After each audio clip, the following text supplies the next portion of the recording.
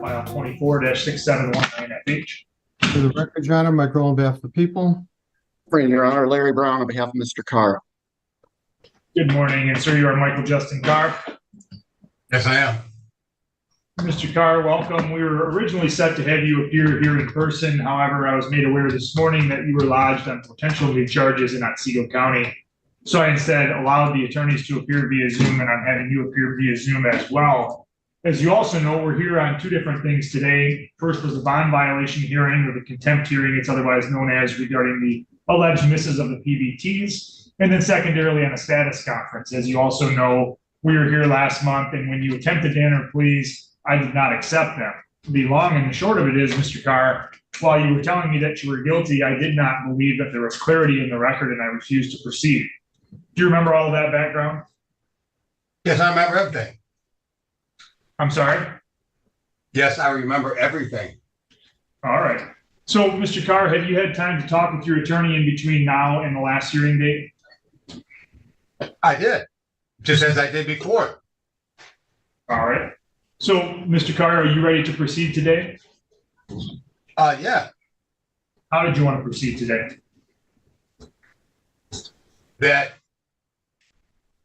What do you mean, how do I want to proceed? Your I thought Honor, we was going to jury trial.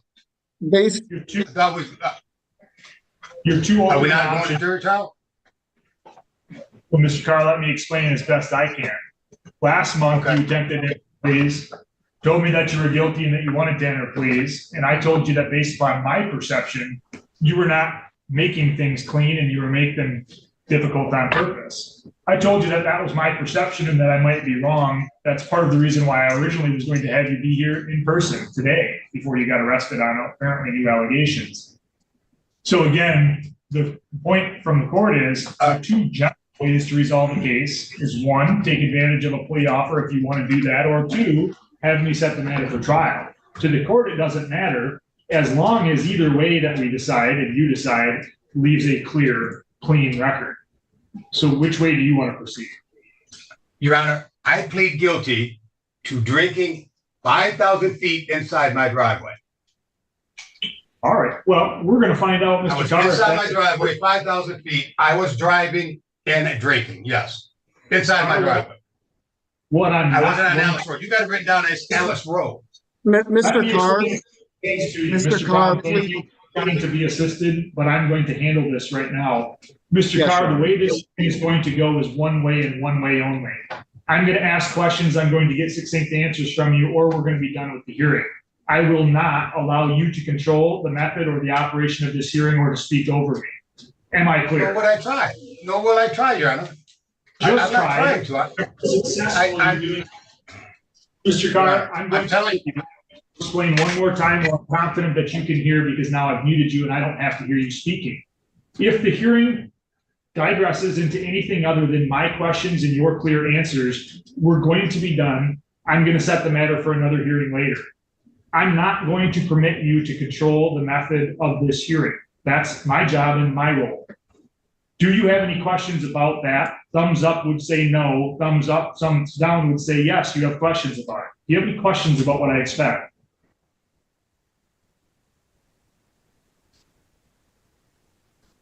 Mr. Brown, were you aware that Mr. Carr was lodged in the Otsego County Jail before I just let you know that?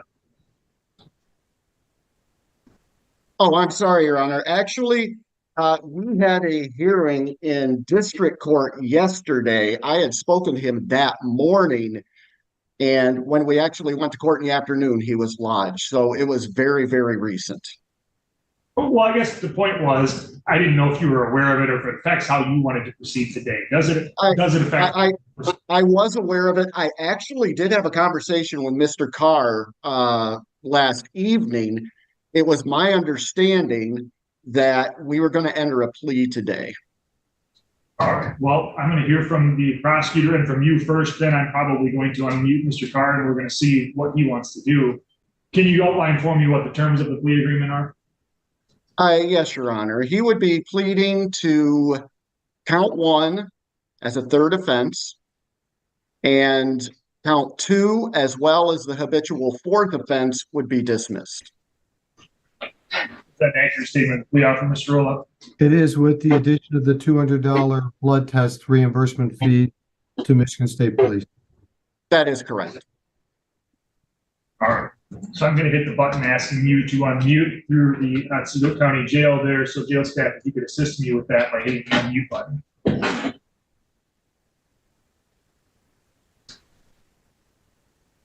Again, jail staff in the Otsego County Jail, if you could assist me by hitting the unmute button on your screen there.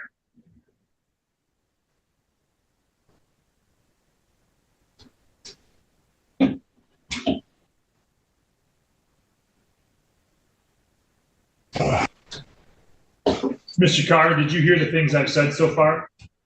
Yes, I did. Do you understand the things I've said so far, or do you want me to explain them again?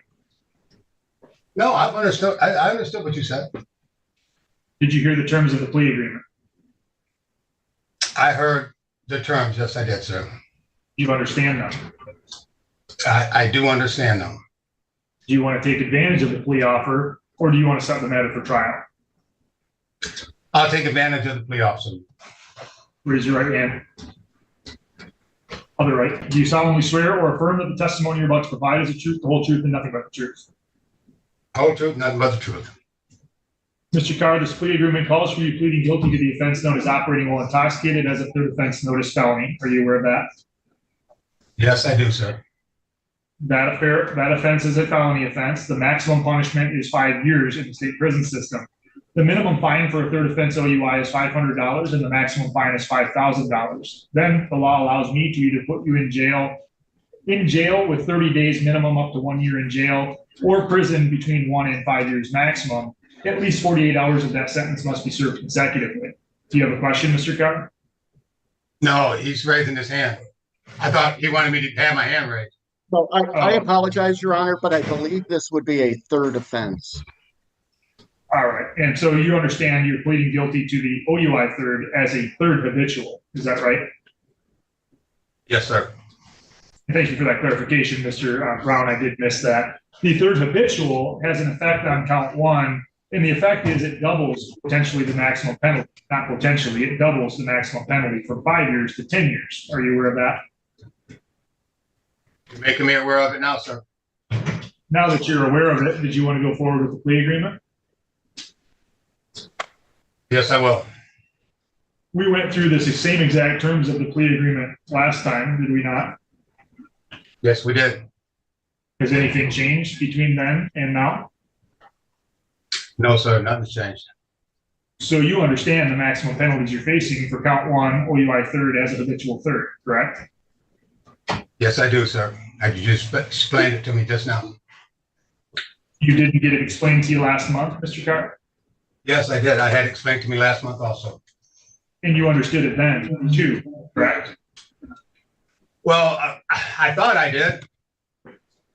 Well, do you so I understand? didn't know this changeover from now. You was talking about from 5 years to 10 years. Do you want me to explain it further, Mr. Carr, so that you can be very clear? No. I'm just saying from what I knew last month and what I know now. So you understand clearly what the maximum penalty is. Yes, I do, sir.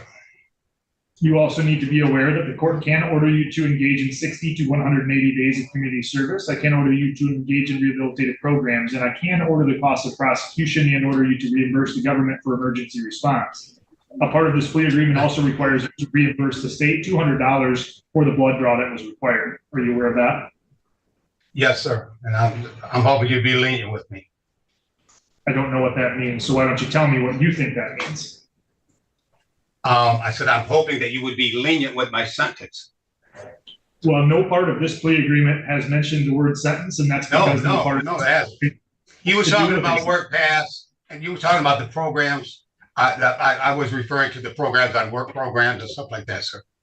Mr. Carr, the requirement that I have as a trial court judge is to make you aware of the possible penalties of a plea. That's what I'm doing. You need to understand that a sentencing hearing is a separate hearing entirely from a plea hearing. What I do at the sentencing hearing will be clearly explained to you, the reason I choose whatever penalty I choose, if I choose a penalty at all, and I'll explain that on the record at the time of sentencing. But nothing in this hearing has anything to do with your sentencing.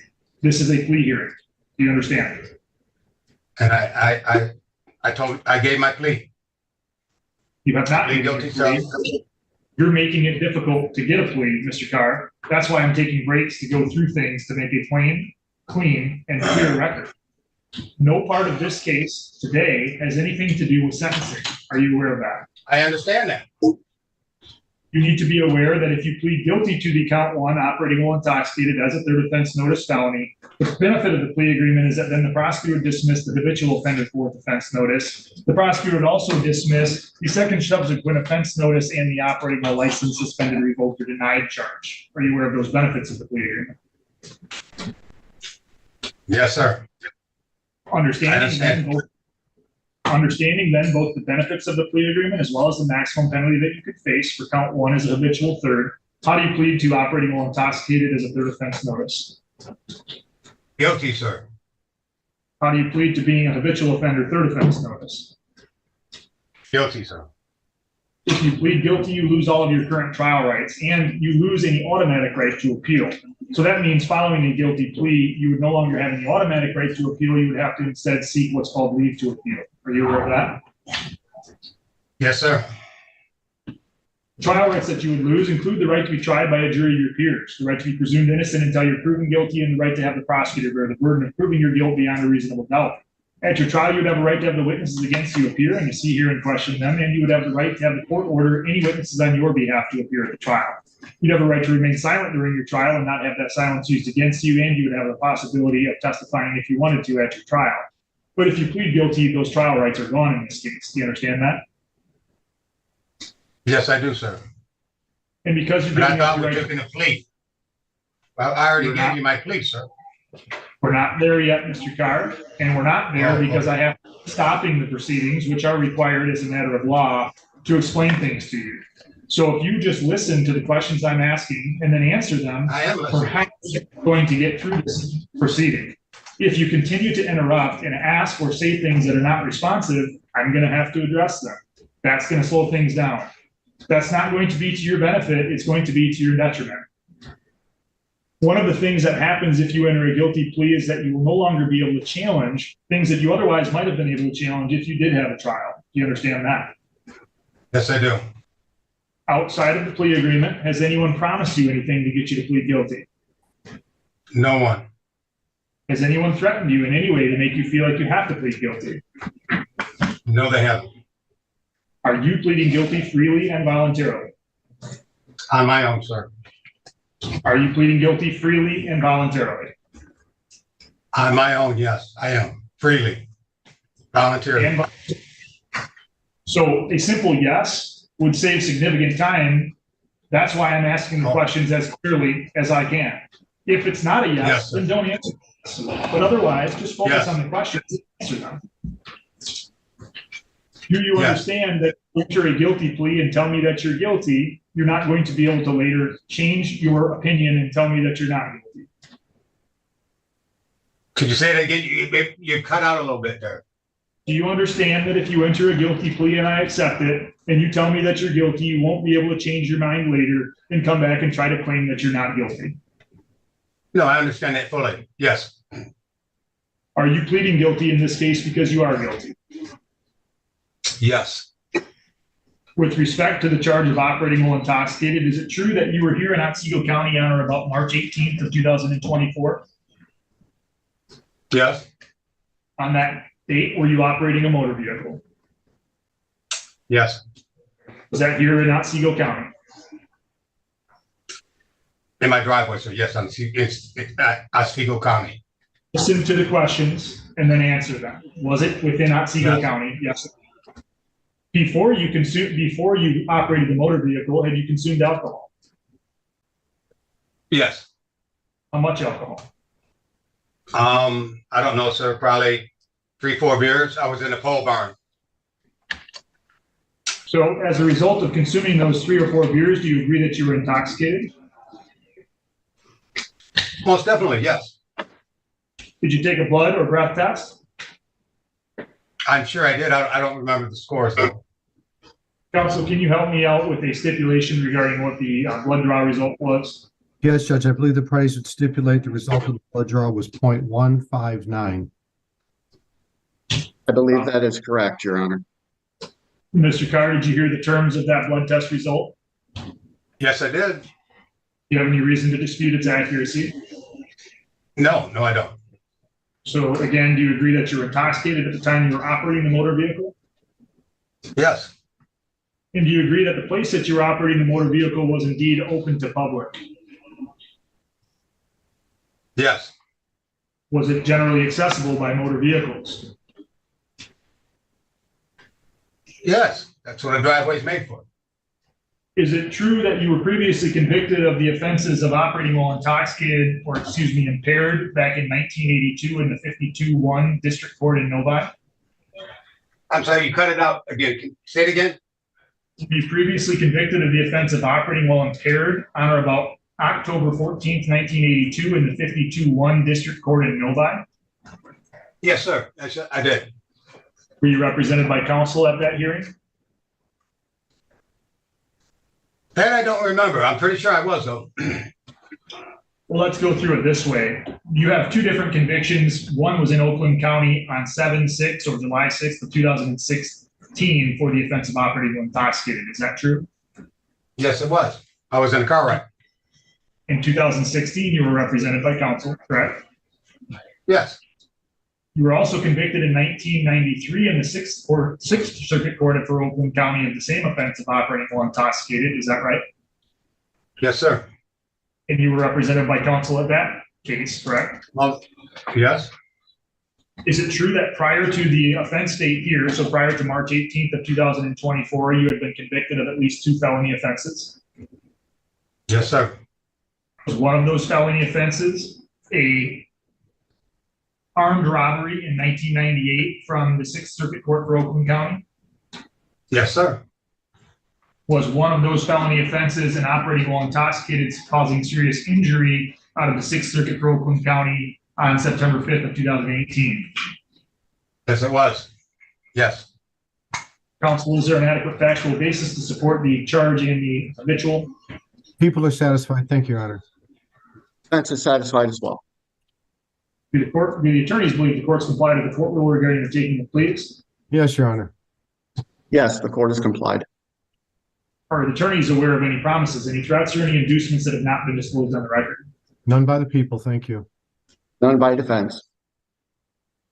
The court accepts your plea. Mr. Carr, I find it to be freely, knowingly, and voluntarily given, and there's a clear factual basis to support that finding. Therefore, I accept your plea and enter it on your record. The next step is the Department of Corrections is going to reach out to you to prepare a pre-sentence investigative report. I'm going to have you provide your phone number. That way they can reach out to you to the extent you're released from the Otsego County Jail. So go ahead with your phone number. I believe that's it. Mr. Brown has it if one of my digits are wrong. Well, It's a new phone number, Your Honor. let me tell it to you this way, Mr. Carr. It's your duty to be in contact with the department. If you don't get into contact with the department, then I'm going to revoke your bond. I'll get in contact with him. Okay, yeah, yes, sir. It's your responsibility, not the department's, so that they can prepare what's called a pre-sentence investigative report. That document will tell me more about you and about your background so that I can impose sentence. The sentencing hearing will take place in about 30 days. You'll get a notice in the mail for that. That's going to be an in-person proceeding. Your attorney, the prosecutor, myself, and you all are going to be here in the courtroom for that sentencing hearing. Do you have any questions about Yes, sir. that? No, sir, I'll be there. So next up, we're going to address the bond violation regarding allegations of missed PBTs. Mr. Brown, what's your understanding of how your client wants to proceed on that matter? I'm looking, Your Honor. This is actually quite a while ago, 3 or 4 months ago. I did have conversations with Mr. Carr regarding this. It's been a while, but it was my understanding we were just going to make admissions. Is that accurate, Mr. Carr? Yep. I don't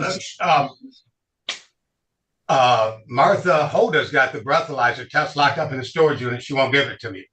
And, I need somebody to tell her to bring it up to the courts and drop it off so I can get it back.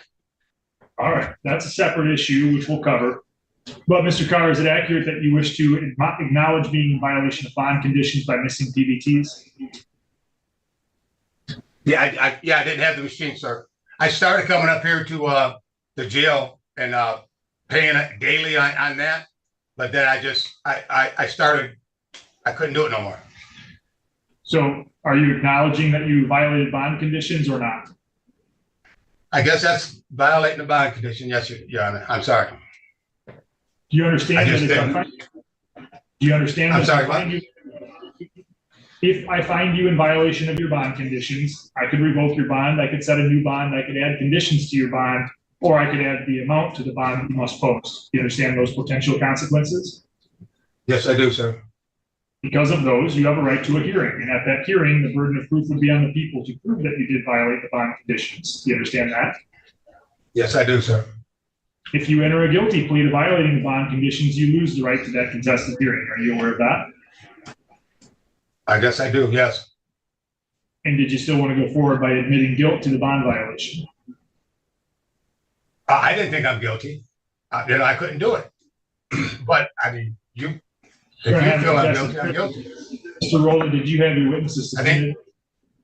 Yes, I'm sorry, what? We're going to have a contested hearing because I'm not in need of any further commentary from you on the bond violations. I set it for a contested hearing today. You decided not to enter a guilty plea. To the No, bond no, violation. let's go with it. Let's go with what, Mr. Carr? Why are you doing that? Well, I You thought just we was said- in compliance with what we was in compliance with. We I thought we are was- in with anything, Mr. Carr, because I just asked you what you wanted to do and you said you're not guilty. That means we have a contested hearing. No, I said that I did not get all my PBTs in. Yes, I said that. Do you I know I understand missed a couple of them because I couldn't afford them. Do you understand that if I accept a plea from you as to bond violations, I can take several different actions that I've already repeated on the record about your bond? Yes, Do you still want me to hear admissions from you regarding a bond violation? yes, Is it accurate that you were required as a part of your bond to take PBTs? yes, it is. Is it accurate that you missed PBTs? Yes, it is. The court accepts your plea. I find it to be freely, knowingly, and voluntarily given. Counsel, do you believe I comply with the court rule regarding the bond violation plea? people are satisfied. Thank you, Judge. Dissatisfied as well. The attorneys also believe there's an adequate factual basis for a finding of guilt as to the bond violation. Yes, Your Honor. Yes, Your Honor. And regarding the bond violation, are the attorneys aware of any promises, threats, or inducements not disclosed on the record? None by the people. Thank you. None by defense. The court issues a sanction of bond revocation relative to the bond violations. I'm not confident that without that, there's any reason to believe that you would either comply with bond conditions in the future and or frankly appear in court later. I also have a concern unresolved as of yet about why you were arrested last night. I'm not deciding to revoke bond based upon those things, but it is something that gives me additional concern. So bond is revoked. I will see you at your sentencing hearing. Do you have any questions, Mr. Carr? No, I don't, sir. Thank you very much. Mr. Brown, do you have any questions? No, Your Honor, thank you. Mr. Rolla, do you have any questions? No, Your Honor. The court will get an order to the Otsego County Jail, which clarifies the bond revocation. Will be in recess today.